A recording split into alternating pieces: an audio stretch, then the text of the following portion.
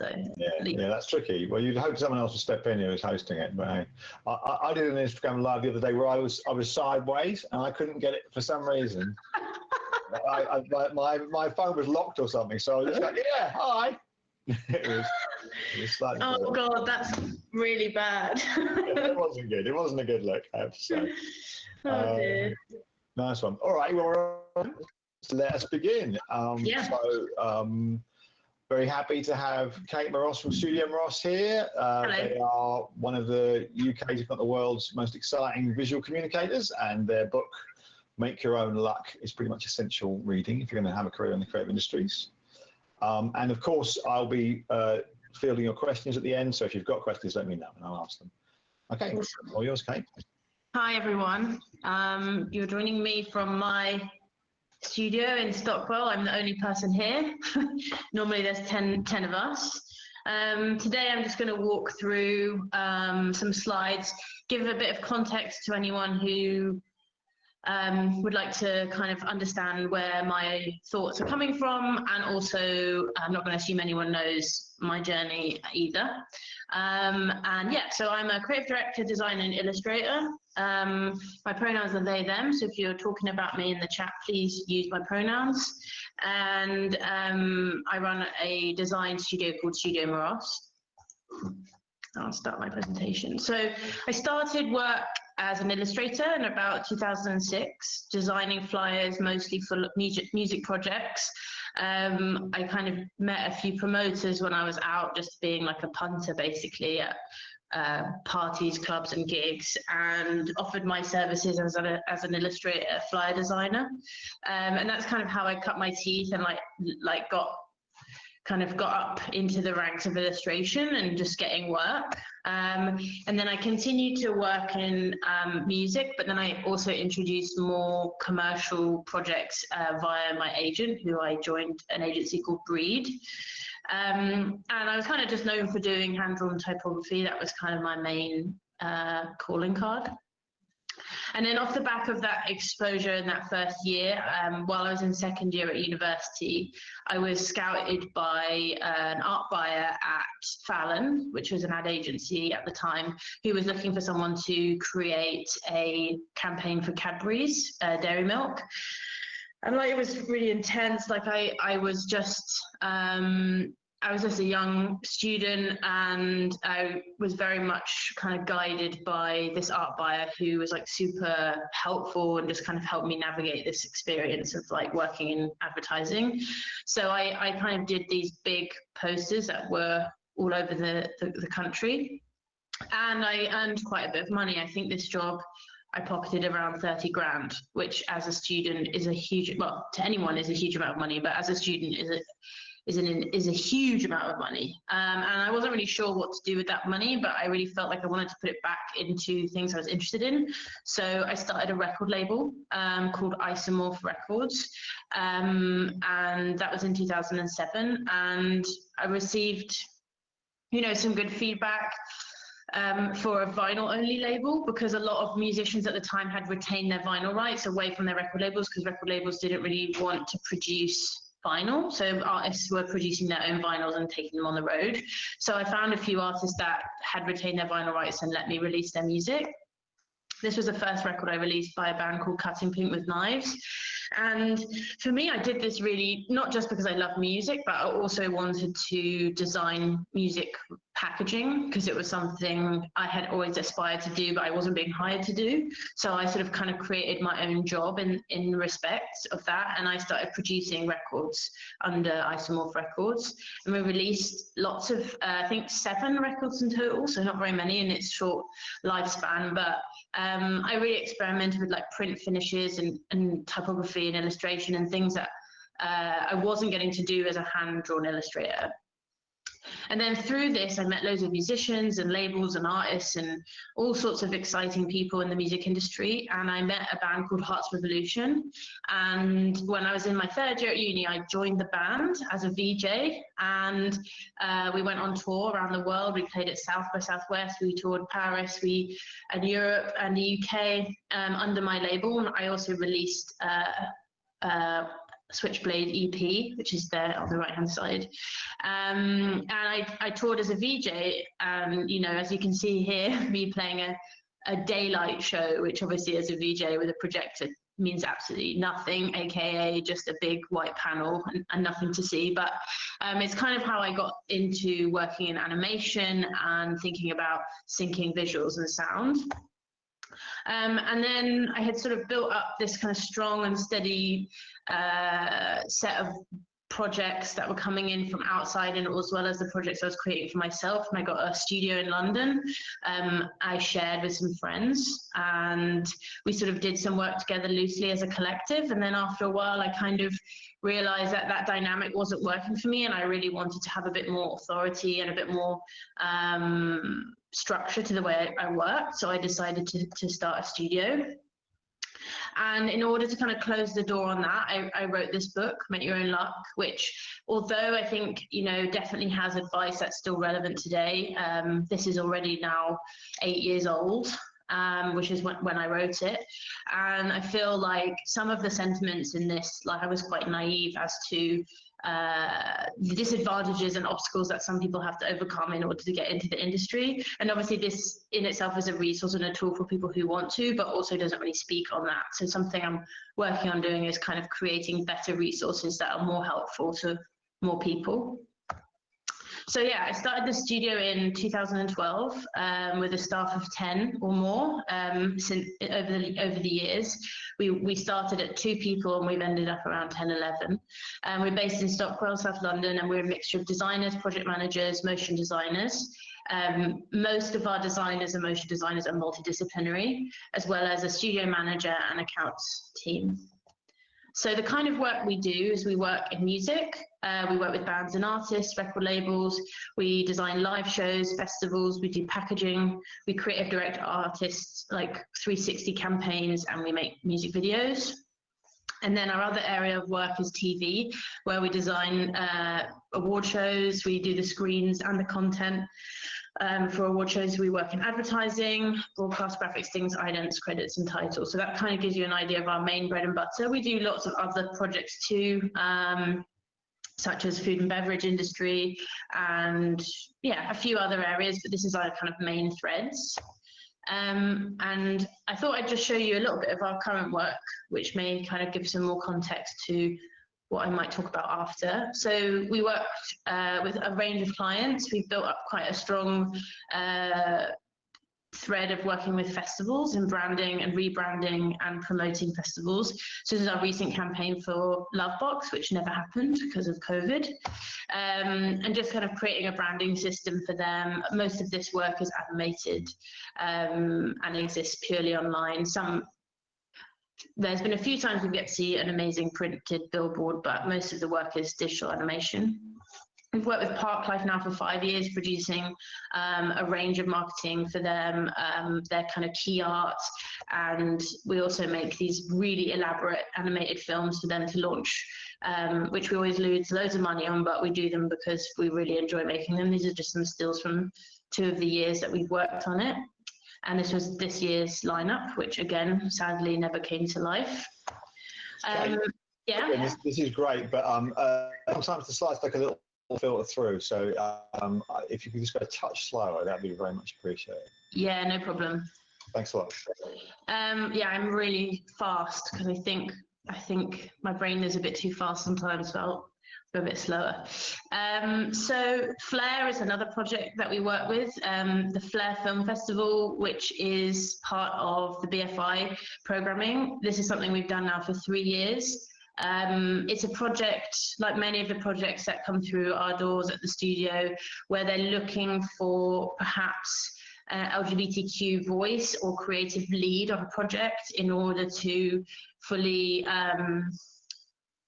understand and deal with the issues and the audience that the work is for. So this is just a kind of good example of one of those projects. We'll often work with external parties and freelancers to bring together any project that we do. Nothing, I would say probably 70% of our work is done in-house, and then 30% includes like other freelancers and experts that we bring in to deliver work.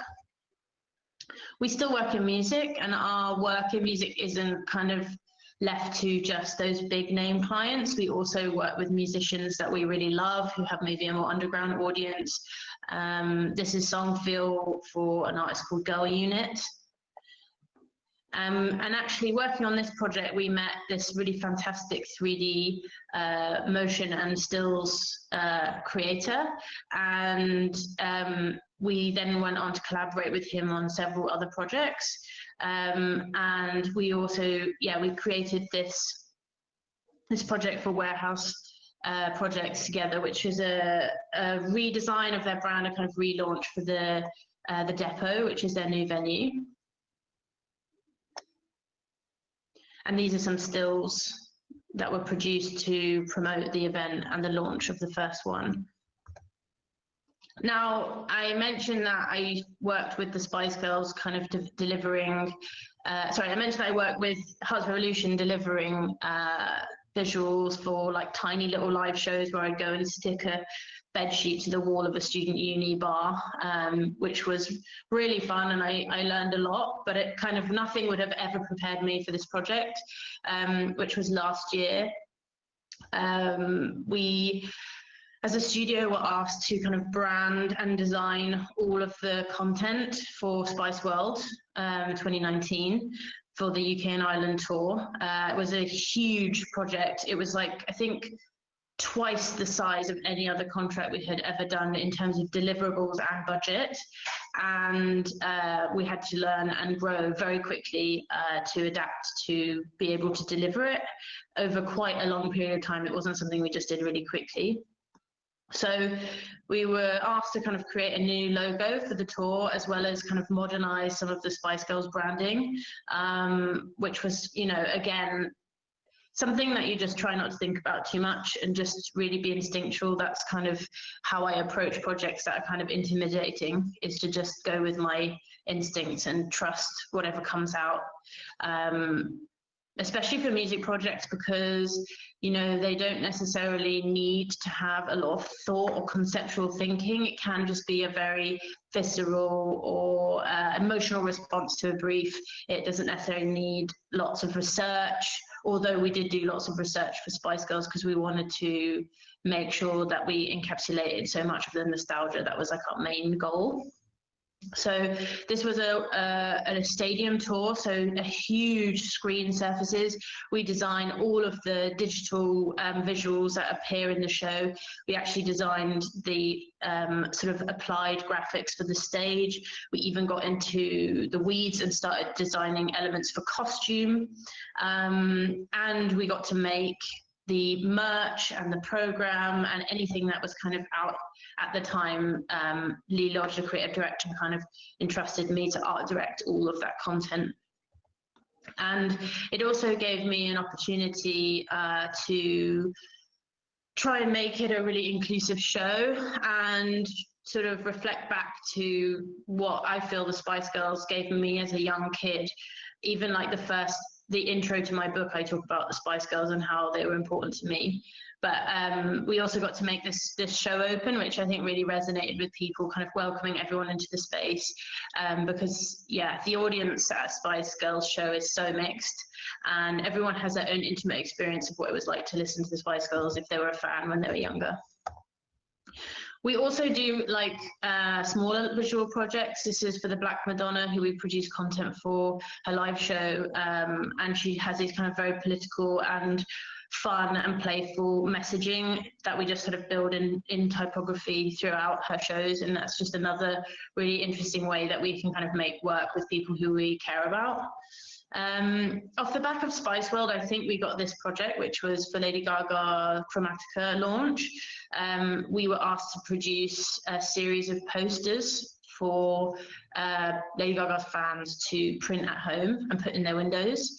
And, you know, this was just a wild project because I was excited about the record anyway, and to make sort of these really simple but kind of, I don't know, like these sort of interesting pieces of ephemera that people could print at home. And we even pitched making black and white versions for people that didn't have color printers, and they loved that idea. And we got to produce those too. And they're actually, I prefer them actually to the color posters. Another project that kind of is similar to the ones I mentioned earlier is something we produced recently for Trans Lifeline and MTV. Again, they were looking for a studio to produce an animated film to promote this micro grant fund they have brought in to help people in the US who are trans to get their IDs, because the process is expensive and you need advice throughout. And this was just really cool, another example of an organization who needs to produce a piece of content where they realized that the person creating that content should understand it and be part of it. So they came to our studio and a group of us worked on it with another animator called B, and we put together this film for the end of Pride, so it came out at the end of last month. Now, I think now I've given you a bit of an intro to my work. I just wanted to explain, I always like to be as transparent as possible about how a company works and give some people who maybe haven't ever thought about how a small studio works some insight into that, as well as just share anything that I think is useful for people that wish to kind of start their own businesses or understand better their own practice in the kind of the world of design. So we look at the jobs that we receive in 4 different groups. The jobs that we find, we don't really do a lot of direct marketing or job seeking. We just kind of, often we're mostly fielding stuff that comes along to us. That's not to say that we're not kind of making noises or having conversations or putting our work out there in a sort of targeted way, but we're not kind of cold calling. Then jobs that find us, that's kind of like anything random that people that come in the door. Maybe they've just looked for a designer or they've looked at another project online that we were credited for and they've come to us. And then we have referrals, so that's anyone that has been referred to us by a previous client, and they're really important. And then repeat business, which I think is the most important client group that we have, is clients that have been with us. You know, some clients we have been with us since day one and have continued to come back and work with us. And a lot of the time, that's how we build growth in our business, is that clients that we have done one successful project with will continue to come back and bring us more projects. So this is a good guidance on how, once you've established a company, you can continue to build up work. So we have, I call them different names, but we have 4 job groups. We have pro rata jobs. So these are jobs where the staff are paid for every hour they work. All jobs, staff are always paid for every hour they work, but we bill the client for every hour the staff work. And the rates vary by team member depending on skill set and experience. And this cost that we work out, this pro rata rate that we work out, is based on a calculation of the salary plus the cost of running the business plus a markup for profit, which is kind of the rule of thirds, 33% for each. Then we have fixed rata jobs, so jobs where the budget is based on the brief and our experience. This is more like TV land, when we have to submit a budget. We don't necessarily go line by line. We kind of have a general fixed budget, and we just have to make sure we're really accurate and don't go over. Sometimes we might be under, and anything in that sort of volume that hasn't been spent, we keep, and that sometimes those jobs can be really profitable. And in order to calculate and understand what those fixed rate jobs are, we use the pro rata rates to kind of make an estimation. Then these are my 2 favorite jobs, silly money jobs. So these are big brand jobs where usually I do the work, or where the cost is not reflected by the hours worked, but kind of the years of experience or exposure or association by the brand. These are kind of more traditional ad jobs usually, where the usage or exposure is much bigger. Could be like an international campaign. And what I usually understand it to be is jobs where they pay to have like your brand associated with their brand, if you like. Then we have jobs called lose money on purpose jobs, which are jobs where we are anticipating a loss or a break even. These could be for charities, local businesses. Sometimes it might just be a client that we feel could bring in more work later on down the line, or we just want to invest in them because we think they're interesting. Now, the way that you calculate, we talked about the rule of thirds. This works a little bit for everyone, but thinking about your labor and then your overheads. So your overheads might be your rent, your electricity, anything that is a direct cost to making the work. Then you may also have like specific resources or materials that you need to purchase for that job, like on its own. And then you have your profit and contingency markup. So sort of, it depends on what business you're in, but this is not a sort of graph in terms of how big any of those amounts are. It's just a visual representation. So you may have a profit markup, but you can also add a contingency. So this might be a buffer for you if you feel like the client may go over, or just a safe area that you can spend in. Sometimes that is communicated to the client in a way that they could have it refunded if it's not spent, or sometimes it's kind of hidden in your costs. And then I think it's important to recognize that this is a very different time to be being in a business, and what does business look like for us now. I think the next section of this talk will kind of speak to that a bit more, but really I think we're preparing for the next 12 months of some economic unknown, recession, some real challenges that we'll have to face as a business. So I think for us, we're just going to be really active and with organizations that we are keen to support, and just make sure that our team are always engaged and have work to do, and we'll kind of continue to sustain and support the business but not focus on profit. So this is a kind of mishmash of things I've been thinking about over the last 2 years. I originally did this talk in Vienna called Use Your Workplace to Create Change, which is kind of an idea which has evolved out of this issue I have with being a business owner in a world where there is so much injustice, and how I can use what I know, which is design, and what I do, which is run a business, to do better. And these are just some ideas of how one can do that. So I think this is a really important sentiment, this idea that employee first, client second. I think a lot of people think about and worry about their clients and their money more than they worry about their employees. And I think that can be said for lots of small businesses. And I think people really need to recognize that it's your employees that make your money. And if you aren't looking after them and making sure that they are happy and supported and engaged, then you won't make money. And if you do make money, you do that at the sacrifice of your staff, potentially people leaving, people being unhappy, people hoping to get out the door, etc. So this is something I've really taken on as a personal focus, to just make sure that I'm always thinking about my staff before I'm thinking about my clients, and also talking about my clients to my staff, and making sure that people who are working feel like those clients are being well behaved, that they are being polite, that they're respectful, as well as if the kind of work that we're being asked to make is something that my staff want to do. Because, you know, not always do we have the luxury of that choice, but when we do, you know, sometimes a project will come in and we'll talk about it and we'll be like, you know what, this isn't really for us.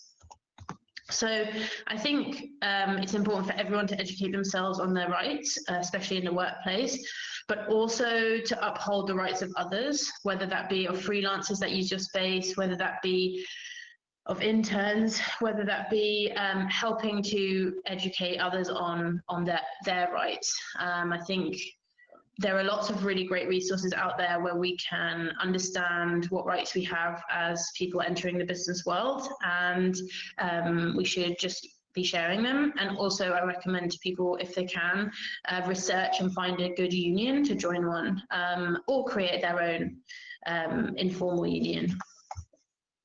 So I think something that's really important, and that as someone who likes to talk a lot and who is very vocal and loud and forthcoming, to learn to make space for everyone to speak, because I think we assume that the loudest people, well, we let the loudest people fill up the air a lot, and I think, especially as a leader, when you run a space where you have a mixture of introverts and extroverts, you must make sure that everyone feels like they can talk and that you're really aware of that, and how to create forums for people to speak and give their opinion, to say if something's wrong, to say if they feel like something needs to change. I think we are too often complicit in just letting things go, and not checking with our teams as to whether everything has been said. So something that we find really useful for that is wrap-ups, which is brought over from two of my colleagues, Ash and Leo, who came from Hyper Island. They brought this concept of project wrap-ups over, which is so amazing. And we've started doing these again since COVID.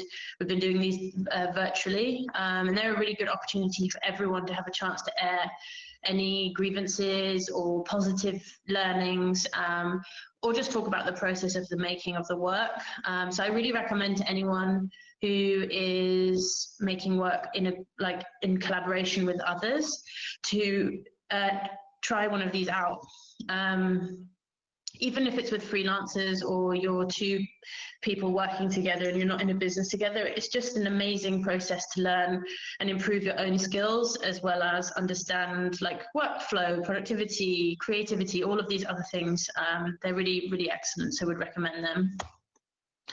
I think we also need to get better at apologizing when we make mistakes and learning how to apologize properly, and also normalizing our own improvement and our own admissions and failures. And I think the more we get used to doing that, the easier it becomes. And it's super important now to recognize when you've been in a shitty mood or you said something unfair, to correct it, and it helps everyone move on.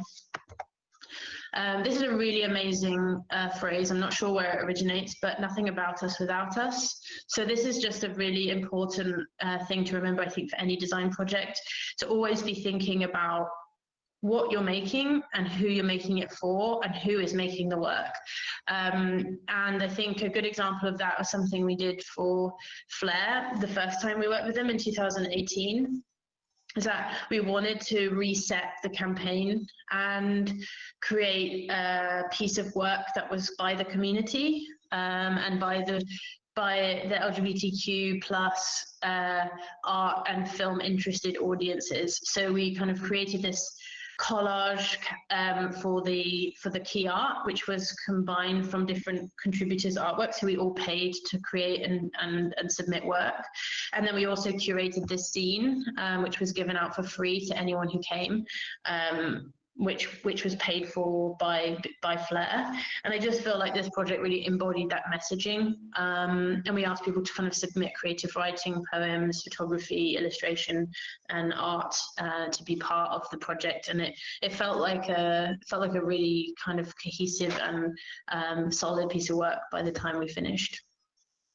We were also invited to create the brand for an organization called Massive, which was part of like BFI, National Lottery, and a few other Our Screen kind of created this incentive to kind of get young people back into cinema and film, to kind of create more interest and more diverse filmmakers.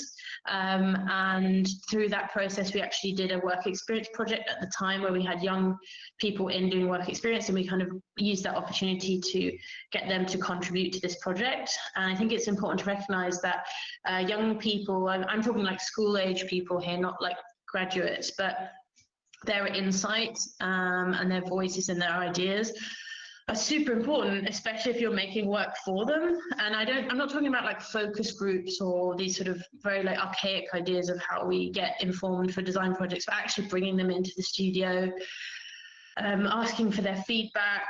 We worked with some of the work experience students on like the copy and what that felt like in the visual, and asked their opinions on things. And it just felt like a really great opportunity to make something with them for them. Something that I think lots of businesses forget to do is to share their resources. So for example, whether you have like premises, whether you have meeting space, whether you have equipment, usually all of that stuff is covered and insured that you could lend it to anyone.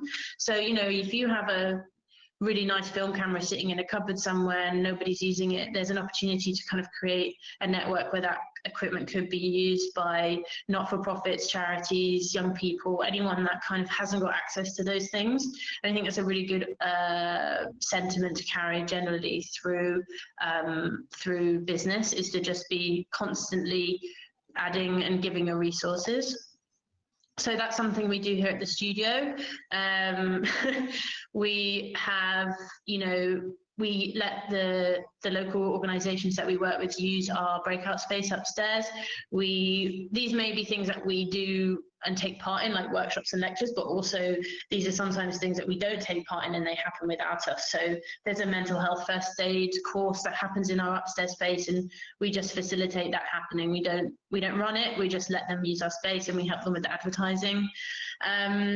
Yeah, I think it's made our Google reviews interesting. But yeah, I think it's something that we really enjoy, and we like to kind of have other people around us. I mean, I'd really like to have some people around me right now. I think it's important also to donate your time, skills, and money. I think we should really be directing those things towards people and organizations that need it as much as possible. And I don't mean that in a kind of like, it's important to know how to position yourself like that. We shouldn't think of ourselves as like saviors or people that need to fix things for anyone else, but we should open ourselves to people if they need us or what they ask for from us. I think it's important not to impose our design opinions on people, but if they're asked of us, this is something that we really can do. I think another thing we need to do is normalize paying people to learn, as opposed to this sort of skewed idea that somehow they should do it for free, or they should do it in their own time, or they should be paying to do it. So I think that comes up mostly in this idea of unpaid internships. So this is something I've been talking about for years, is just making sure that we educate the community on how damaging and harmful unpaid internships are. And so this was something I shared online in reaction to an article I read that made me really angry. But yeah, I think it's important for everyone, and I think I'll use this moment to say it, for everyone to realise and recognise that even if they can afford to work for free, or they feel like there's an opportunity that's come their way that's unpaid, you should still refuse it, because this reinforces the system, and also it kind of means that those positions are not accessible to all people, only those that have financial privilege. So I think this is just something that we all need to normalise, and I think anyone that's hired into an internship, junior role, and any hierarchical role in a company, we need to use some of that time to learn and to build up skills. And we also need to learn that people will build up those skills and learn within your business, and then they might leave and they'll go off and do other things, and they don't owe us anything. This is just a part of how businesses should be. We should be teaching and nurturing people to go out into the world and do things their own way, and whether they stay in your business or they move on, that's irrelevant really. So that, yeah, educating in the workplace, again, that doesn't just mean your employees, but also we should also be facilitating training. We should be paying for anti-racism workshops. We should be training around safeguarding. We should be doing mental health first aid training. We should be doing first aid training. We should be understanding things that will affect us in our lives for our futures, not just for now. And we should just get used to the fact that our spaces should become places where we should get used to learning and using our work time to be better, and that will reinforce and make our work better. Something else you can do as an employer is, which may be less relevant to some people here today, but I thought I would include it because I feel it's really important, is to learn how to write inclusive job descriptions and keep rewriting them. I think every time I reread a job description I've written maybe 6 months later, I find new flaws in it. And no one is innocent of this. Like, everyone who's writing job descriptions will make mistakes, and we just have to keep analysing and assessing and reviewing the processes that we use. So some things, for example, just to summarise, there are better articles online to help with this, is about language, like coded language. Things like killer instinct, expert, rock star, these sort of very competitive words which may be perceived as masculine may attract more men. There's a really great quote by Hannah Fleischman, which is insider language is a quick way to make someone feel like an outsider. So make sure you don't overwrite your job descriptions, keep them really accessible and simple. Other great things you can do are put your workplace accessibility in your job description, so you can see for any disabled people that might be applying for your space, or anyone who has access needs, they can see what they may not need to know beforehand. And also, just by you putting that there, they may feel like, oh, I can actually ask questions about this because it's already been in the job description. It won't feel like that person is kind of going to feel confused by my email. Another really important thing to do is to write something along the lines of, if you don't meet all of these qualifications, please still apply, because I think the figure is men will apply for if they only meet 60% of the qualifications, whereas women will tend to apply when they meet 100%, which means that's why a lot of women, I think trans and non-binary and people of color included in that kind of percentage skew, are less represented, because they may not apply for jobs if the language is very specifically must have, or lots and lots of qualifications that are requirements. I think it's important to kind of leave that open. I think another thing that we have to push back against is this sort of idea of growth and about increasing our profit somehow. And I think it's really important to think about like sustaining your business as opposed to growing it. So I looked back when I built this talk in 2018 at the kind of proportion of profit that we have to the cost of our sales. And you can see here it's relatively consistent. And I think for me, that's what I always want. It's not necessarily about making more money every year or turning around more or having a better profit margin. For me, it's just about sustaining a kind of consistent and safe level of business, so that I know that we can survive moments such as this, unprecedented moments in our economy or in our industry, where we need to be able to bounce back and make it through something. And then lastly, I want to just talk a little bit about how important it is to recognize that our actions are political, even if we don't feel like they are. What work we do is political. What clients we choose, who does the work, who experiences that work, it all matters.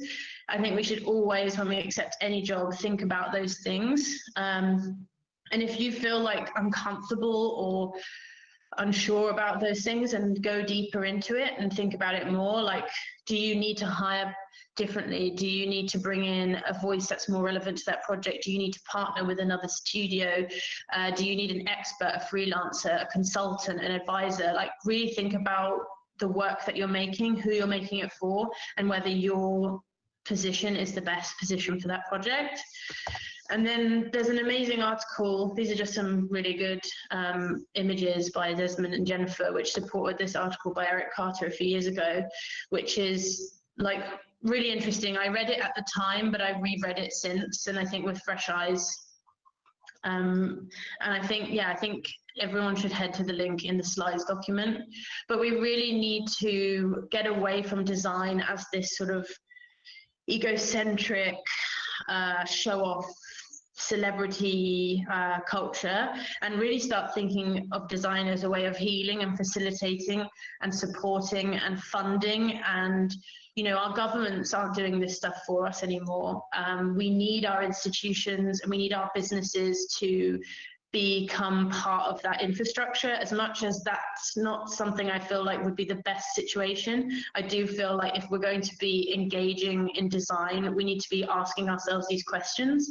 And I think it was really interesting to see that the modules that you're working on feel like there's an overlap here, which is why I kind of want to include some of that sentiment. And the last thing I would say is practice, not perfection. I think like we can all aspire to kind of get this right all the time, but we're always going to make mistakes. And the most important thing is not to be afraid of saying the wrong thing, of doing the wrong kind of design work, but really to be constant and to be active in our practices, and not aspire to be perfect, but inspire to always be doing better. And it's really important that it's just a constant and permanent process of engagement with ourselves, with our collaborators, and with our clients to try and improve the systems that we are kind of complicit in building and producing work for.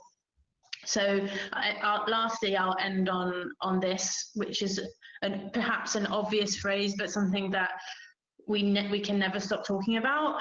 Every company and project is better if a diverse team is part of the process. This includes, and you must include, the voices of women, LGBTQI people, people of colour, disabled and neurodiverse people in your workplace, in the work you make, and in your community. And I think like this just should never stop. There should be a constant process that we should be doing every day to like find new ways of uplifting underrepresented people in design. And I think if everyone does that within their industries, then we'll get closer to what society should be like. So yeah, that's my talk. Right, thank you so much, Kate. You're welcome. An audible round of applause there. One clap, two claps. Two claps, and this is Abby Freeman, Hi, Abby. my co-facilitator. Hey, how's it going? And we're going to lob some questions at you. Yes. But yeah, the questions channel is already lighting up, so yeah, we've got lots to say. Was I exactly half an hour? You did an extra 10 minutes, but that's cool. No worries, it's all good. We're going to welcome that. We're honoured, and a very generous talk. It's so inspiring and very generous of you to share behind the scenes as well. But I will get on with it. Iona is saying, if you see an unpaid internship, should you apply but ask them to pay, or just avoid them completely? I mean, I think that's a good question. I would suggest applying and saying, maybe presenting them with some information about how unpaid internships is not okay, just as an opportunity to call them out. If you're not too bothered about it, I would go for it. Yeah. Great. Abby, you got one? Yeah, we do. We've got one from Bray, who has said, question for Kate, amazing and inspirational talk. Following your work for Cadbury's, when you were working in a shared space with your friends, did you have to actively seek out work, or did the work come to you? At that time, I did have to actively seek work. The thing is, I kind of like I was getting illustration work a bit more regularly because I had an agent, so she was kind of bringing that work to me. But in terms of design work, I wasn't getting any of that, and that's actually what I wanted to do more of. So I was actively like networking, meeting people, going out, offering my design services and all of that. That was like a very normal part of the early, half of my career. And still is, like no opportunity should be missed. If you think a conversation or an attendance of an event or connecting with someone online can improve or create work opportunities for you, there's no harm in doing any of those things. Absolutely, yeah. We're all brothers. Rachel would like to know, when you are working with a client or another designer, what are red and green flags? Okay, great question. Gosh, red flags would be bad briefing, like not giving good information, not knowing what they want, any sort of unreasonable expectation or rudeness. I think green flags would be kind of the opposite of that. If we're talking about a client, a really well-written brief, clear deliverables, a good outline, I think sort of polite and direct communication. I think respect for your requests. If you ask for more budget, if they're rude or hostile when you do that, then maybe you should avoid them. Anyone should be used to, in a business world, negotiation or having conversations about money without being like dismissive or rude. I think if it's another person, it's more personal than a client in some ways. So I think I would just go with your instincts and what you kind of feel when you're kind of interacting with that person. Yeah, great, thank you. Abby? Yeah, I've got one that almost follows up from that, from Laura, who said, who is your dream client? If it's not the Spice Girls already. I mean, I'm not sure, you know. I've always wanted to make a title sequence for a film, and I've never done that. So rather than a client, I think more of a piece of work. We made a fake one for a TV show, but it wasn't, you know, it was a pastiche. I'd actually love to make like a kind of full-on title sequence for an action movie or a drama or a thriller or something. I think that would be really fun. Can't wait to see that. Okay, Ailid, forgive me if I've mispronounced that. How do you practice settings between yourself and clients, co-workers, etc.? But you went glitchy. Did you say boundaries? I did say boundaries, yeah. Okay, I guessed that. Oh my gosh, boundaries are so important, and I'm not really amazing at them. I'm working on it. I think we should have boundaries, but we should also be aware that those boundaries change constantly when it comes to like the people that we know. Some of my clients I've developed really strong friendships with, so the boundaries I might have with them are very different to people I don't have friendships with. With my employees, I think like at times in my life I've not really understood exactly where to put those boundaries, but I think you do kind of learn a middle ground between being open and honest and being yourself and sharing what's important, and also keeping a distance, and obviously not kind of being overly familiar with your team in the sense that they feel like their personal lives are somehow being talked about or brought into the workplace. But it's a really big challenge, and I think it does depend on team dynamics. And also like your culture, like what country you're in. Some cultures it's perfectly normal to talk about your gender and sexuality in a workplace, and in others it would be completely strange to do that. So I think it really just depends on that. But I would say if anyone asks you anything or expects anything of you that you feel like is wrong, just try and find the words to explain that's something you don't want to talk about. Or send an email or something. Find a way of cueing that, you know, this is something that I don't want to bring into this space. And also you can create really healthy structures as an employer for your teams to know what is and isn't okay to talk about at work.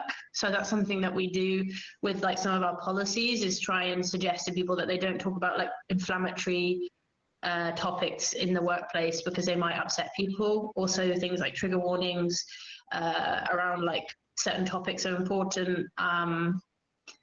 It's a mixed bag. I think just always try and be as sensitive as possible to others around you, and I think when you create a space that is, then that kind of those feelings are fostered by everyone. Right, so kind of leading by doing. Great, we've got time for a couple more. Abby, what you got?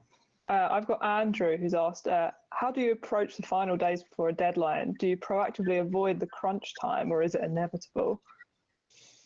I think it depends on your working style. I like crunch. I always have. So I might kind of procrastinate, and I think procrastination is really important.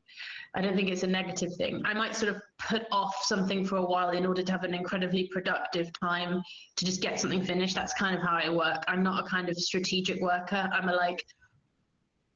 wouldn't say I'm down to the wire kind of person. I'm more like I'll do it the day before or the night before, but I do love a deadline.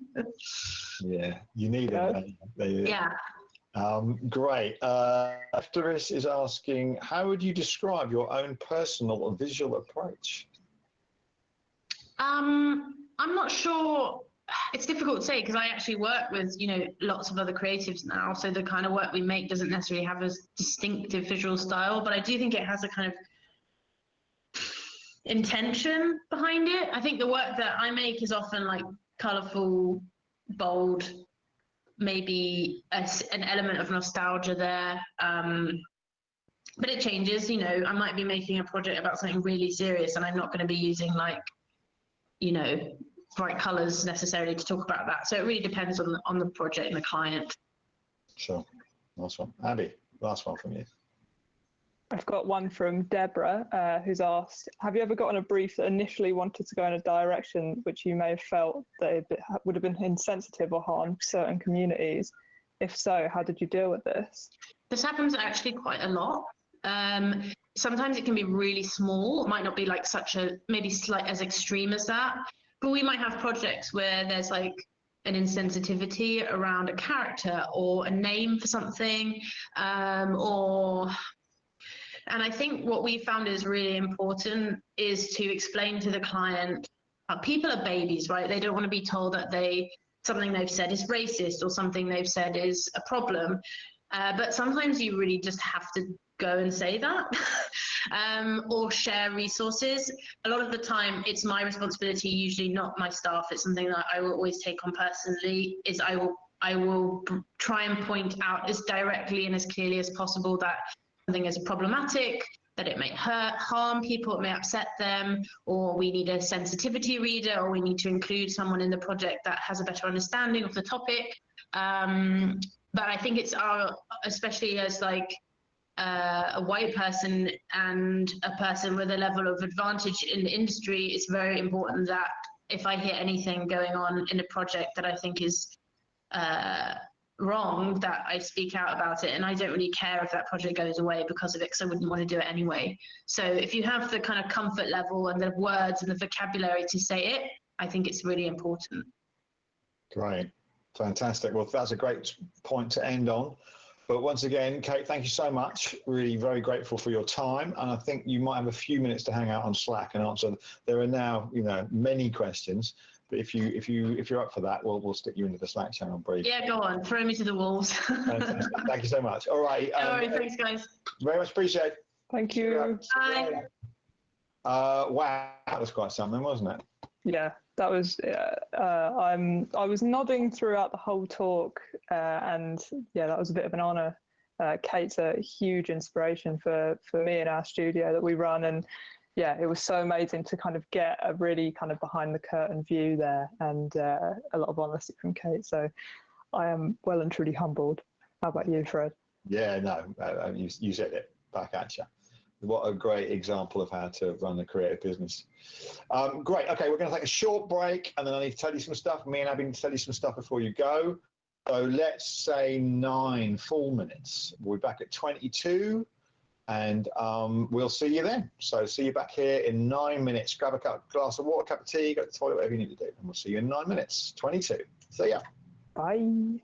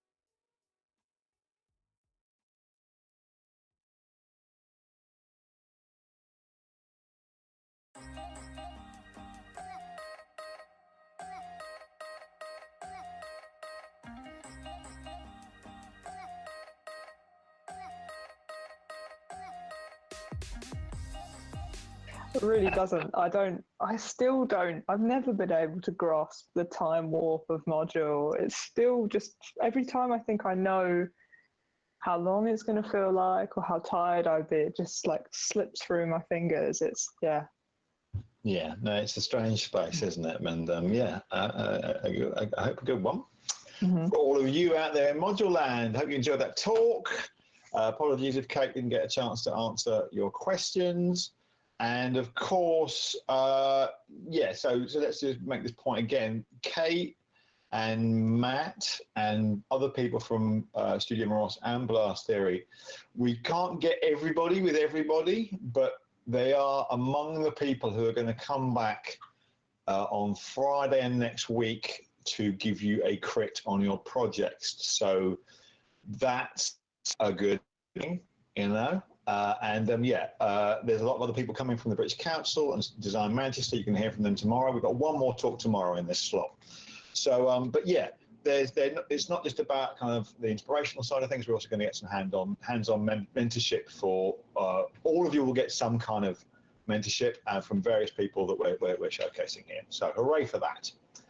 Right, let's have a look. What do we need to say before we can all stop? I think I might have to share my screen briefly, if that's all right. One last time, let's just have a look. So, there is a simple piece of homework that you're just about to see on screen, which is, if you haven't already finished your mood board, please finish it off. If you have, I think you probably have. Let's just call it. You probably have finished your mood board. You know, it's probably good enough. And yeah, it's not meant to be a work of art. It does not have to be a masterpiece. It just has to convey the idea. We're not looking for beauty or finesse or anything like that. You just need to convey the idea clearly. And yeah, so don't stress. Don't spend hours and hours and hours getting exactly the right thing. As I say, it's probably done already. Look at it. Does it look done? It's done. Alrighty.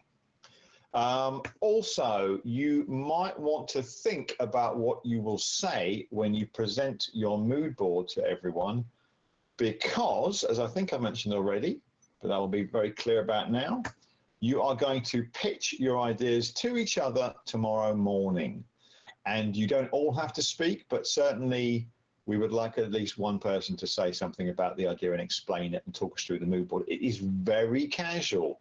Do not put together a big presentation. Do not write down hundreds of pages of notes. It's really, do not stress. It's not a big deal. It's very casual. There are some bigger pictures coming. This is not one of them. This with us all sitting around and hanging out and just chilling, looking at what the ideas are, or alternatively like this. It will be very similar to this experience right now. So as I say, don't stress. Really no stress is required here. Okay, that is the homework. And if you have any questions, I'm aware that the questions channel is quite full at the moment and full of busy activity. If there are any questions about that, please lob them in the Slack. And yeah, you could also ask a member of the module staff that's near you. Hang on a second. Sorry. Say goodbye. Thank you. There we go. Oh, dear. Sorry, I just can't resist just saying goodbye. I'm going to answer a question. Do it. Thank you. While I digress with the Slack. Yeah. With Left Terra says, how long will the pitch have to be? Oh, great question. Pitch is only going to be a couple minutes. I think we're giving you, is it 5 minutes? Up to 5 minutes. Up to 5. So 0 to 5. You can take 30 seconds, you can take the whole 5, but no more than 5 minutes of the pitch. Great. That's exactly the right question to ask. I should have told you that, but I didn't, so that's my bad. But thank you for asking, F-Joyce, and thank you for answering. Abby. Okay, there's one more piece of unfinished business. So, oh, here we go. Cassie's got another one.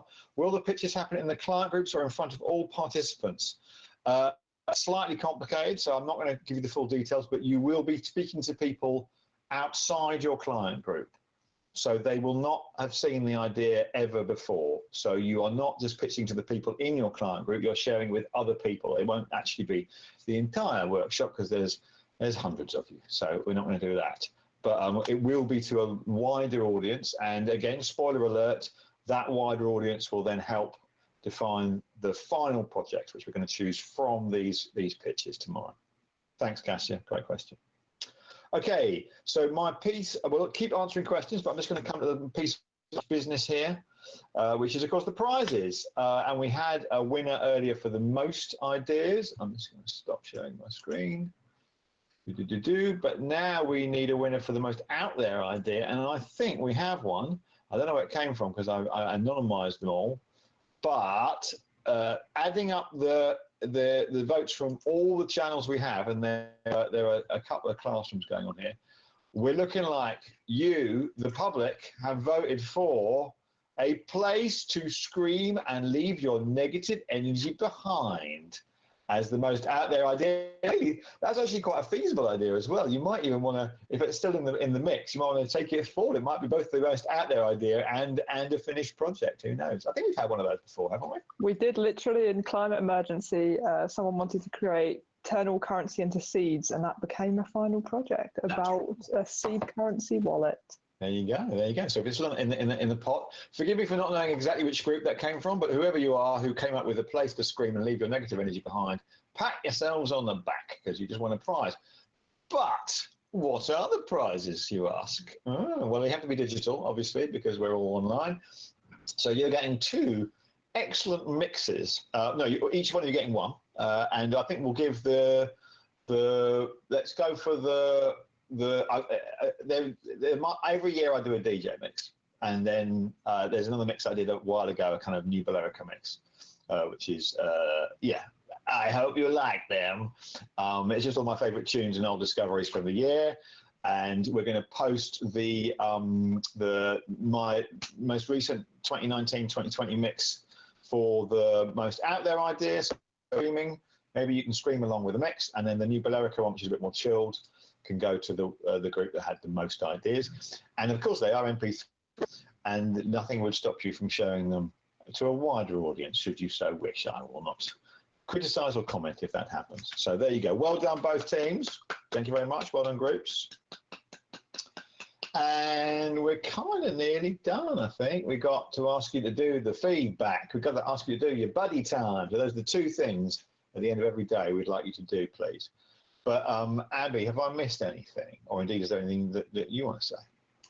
I think not. I think, I think I'll still be around for a little bit on Slack to answer a couple of the questions until 5. But yeah, well done. I mean, again, it's I don't know how we managed to get through this morning's mass amount of ideas down to 6 per client group at the moment. That is pretty incredible.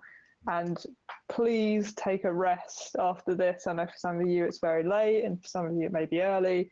Please definitely chill out, because I'm sure your mood boards are fantastic already. So don't worry too much on that. And thank you again. Have a good day. Yeah, another biggie, another big one. And yeah, they don't get smaller, I'm afraid. They shouldn't get too much bigger. But yeah. So hey, I hope you're enjoying it. We certainly are. So yeah, if you're having a good time, that's half the battle, I think. And if you're not, give us a shout. We'll try and help you out. We'll both be around for a little bit, answering stuff on Slack. Feedback, buddy time. Feedback, buddy time. Please just do those 2 things. Then go and have your evening. See you tomorrow, same place, same time. Goodbye. Bye.